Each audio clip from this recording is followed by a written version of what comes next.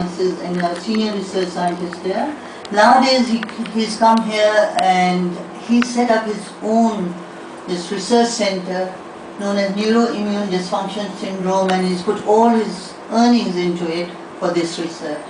And I think it is commendable that somebody is doing research and putting his own money. And now he's opened up a research center trust too. Can we have the next? All right, these are probably his achievements, and if we go on, we'll just be losing time, and the time allotted to him is not much. It's hardly 40 minutes for him, so I think you can read all the achievements there, and if you want to ask him something about it, you can always ask him at the end of his talk. All right, he's also a member of PMA and member of International Society for Infection and all that. He's a member of American College of Physicians. Next slide. These are his world records. I think we can go on and on with his world records and his all his publications. There are many and many more. And I think now at the end of this, I'll invite Professor Shahid to deliver this lecture. I think all of you will really be, at the end of his lecture, will be really thrilled to know new things which are in neurosciences. And if you have any questions, I think please be awake. It's a very interesting topic, something new, and which is coming from a Pakistani working abroad and with new ideas and with new theories. Now we welcome Professor Shahid to the stage.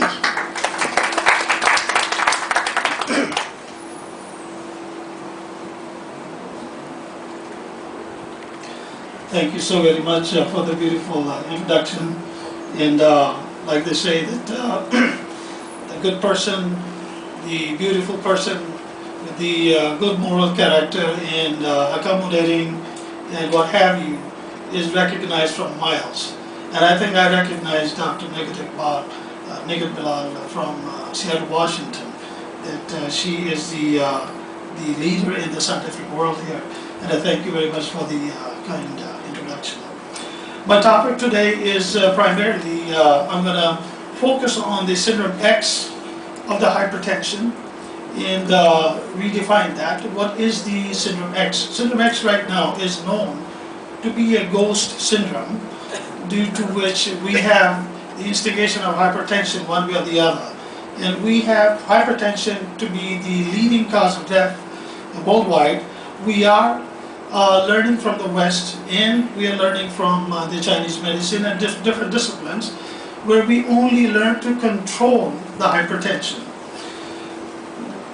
When I first came back from the United States in 2004, I was presented with a lot of patients that I did not understand what problem do they have. Limitation of the testing, limitation on not falling in one category or another. However, they present a very unique set of symptoms, and hypertension happened to be one of them as a common denominator, that along with the other neurological disorder that we see 90% of the patients throughout not only Pakistan but worldwide. And once I went into do some research on the common denominator of neurological ailments, including and disturbing multiple systems, I stumbled upon one great scientist from the University of California, Irvine, late Dr. Edward Wagner. And once I learned his research, we'll talk about it a little more in detail here. I think Dr. Nigat has already done all this, and we can just skip over that and get to the crux of the matter. Neuroinvasive viral-induced neuronalitis is a syndrome X versus the Sheikh Syndrome that I call, because I was trying to define it and found out that yes, it's not just the hypertension share this basic etiology, but there are many other diseases in the disguise that we do not know very much about.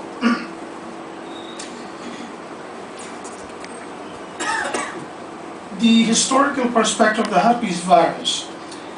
In 1529, first it was reported in Holland. By the way, we all know that herpes is primarily two kinds, herpes simplex virus 1 and herpes simplex virus 2.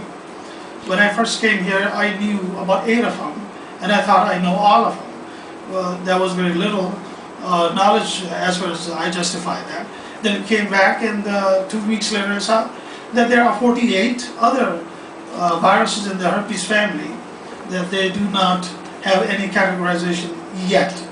But primarily, when looking at the Japanese scientists and Americans in working on the herpes virus, we primarily focus on herpes type 1 and 2 and look at its etiology. How does it really affect the human body?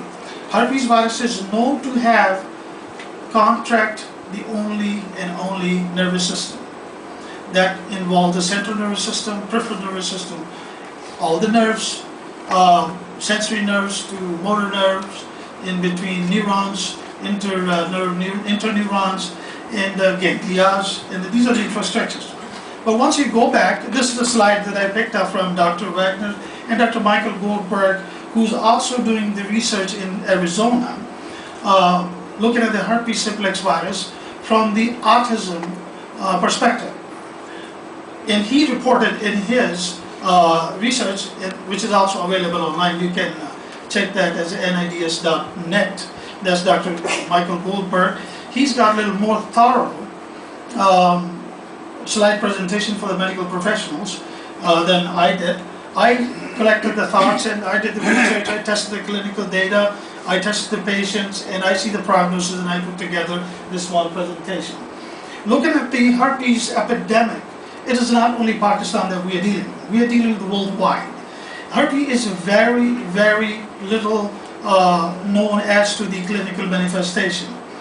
But once you really look at it deep inside, what is it about, then you see the first in 1529, Holland reported it, some kind of epidemic, and on.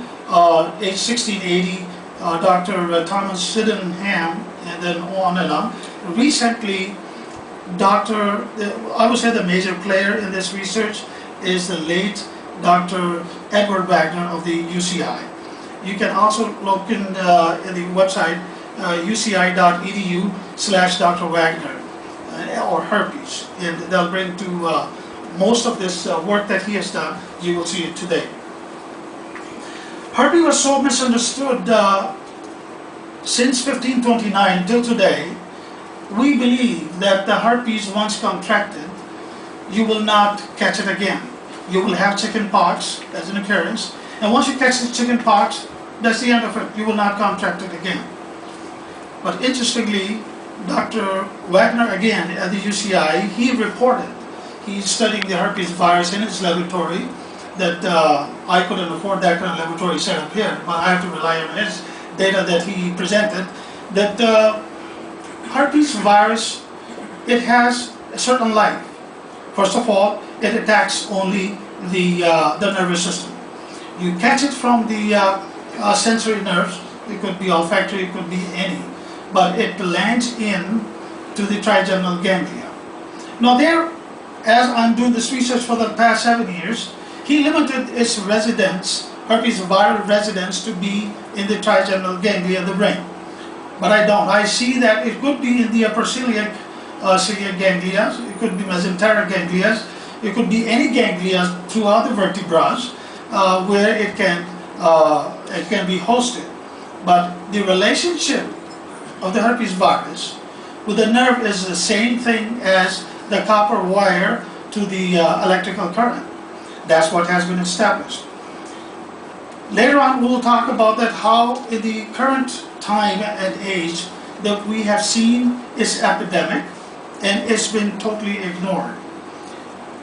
In 1992, when the American military men and women came here in Kuwait, because of the heat exposure, extreme heat exposure, as Dr. Wagner has stated, that its viral RNA continues to transcribe. Its DNA dies out. It depends upon the resident immunity. How is the immunity responding to the DNA virus? And usually it wins if the immunity is good. But it loses the war. Why? Because Dr. Wagner studied the virus and saw that its RNA continues to transcribe. And he didn't know the reason. I took that statement and I further looked at clinically. By the way, Dr. Wagner's studies are all biological sciences. For it in the United States to transfer into the clinical sciences, it will take the next 20 years. And I'm very lucky among you here, my peers, my colleagues, that you people are very open-minded and you took your time to come here and listen to me what I put together. And there's a big opportunity for us to work on it and being able to come up with the solution to the long nagging diseases that we pronounce that they're untreatable. And hypertension happens to be one of them. In 91 and on, up until now, a lot of military personnel from the United States come into war in the hotbed in the Middle East and going back with a very unique symptom. And sometimes it is published as stress, and sometimes it is known as post-war symptom, stress.